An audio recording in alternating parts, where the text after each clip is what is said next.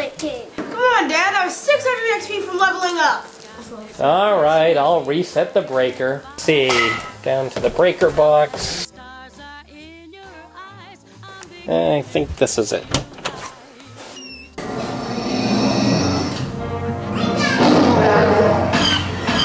Oh, wrong door.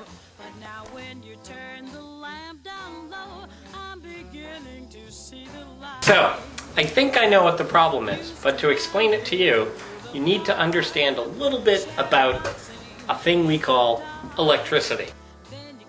Electricity, as you know, is the flow of electrons.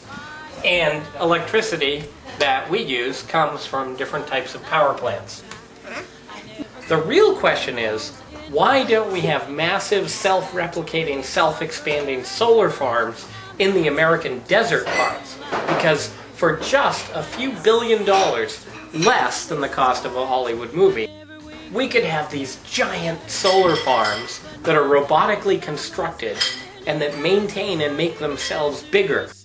We could supply the energy needs of the entire world with just one Oh, I'm digressing a bit, am I not?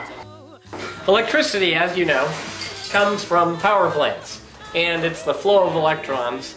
And you remember the atomic model you were probably taught in school. Electrons, as you know, are part of an atom. And if you remember from science class, they probably taught you that the electrons kind of orbit the nucleus of an atom, much like the planets orbit the sun in a solar system. The electrons are these outer charged particles. They have a negative charge that occur in all atoms. Unless we're talking about antimatter. So antimatter actually has the opposite charge. They don't have electrons, they have positrons. And those positrons, if they were to meet an electron, would release an enormous amount of energy in a matter-antimatter annihilation. And that matter-antimatter annihilation is exactly what powers the warp coils in a starship in Star Trek. So, electrons come from these power plants and they flow through the wires, and we use them to make our electrical devices work.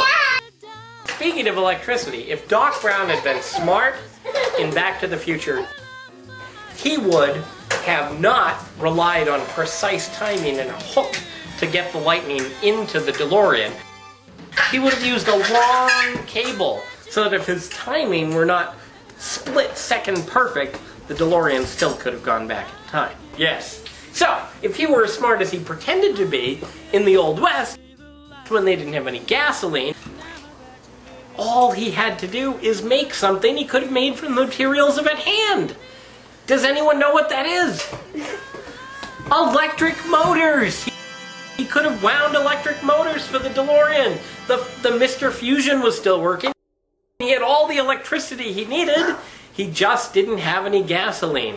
So he should have wound electric motors. They would have not only gotten the car up to 88 miles per hour, but they would have done it faster than the gasoline engine due to the more efficient torque of an electric motor. Oh, that would have been so sweet. And he wouldn't have had to wreck a train. Of course, he didn't really wreck a train. It was a model. So I was so relieved to see that when we went to Universal Studios and saw the show about model making in movies.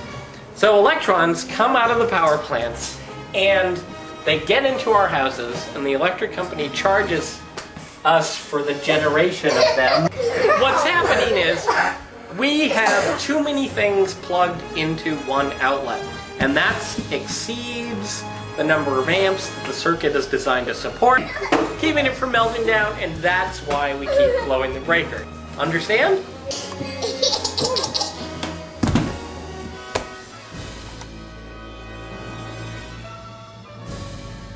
Okay, let's see what we get here.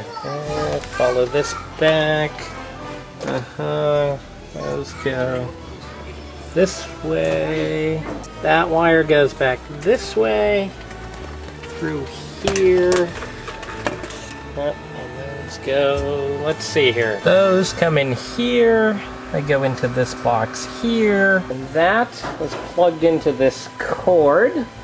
Orange cord goes here, around the cricket cages. over across the floor, past the critter cages. Hi Dash, hi Violet. Over to this wall outlet here. Aha!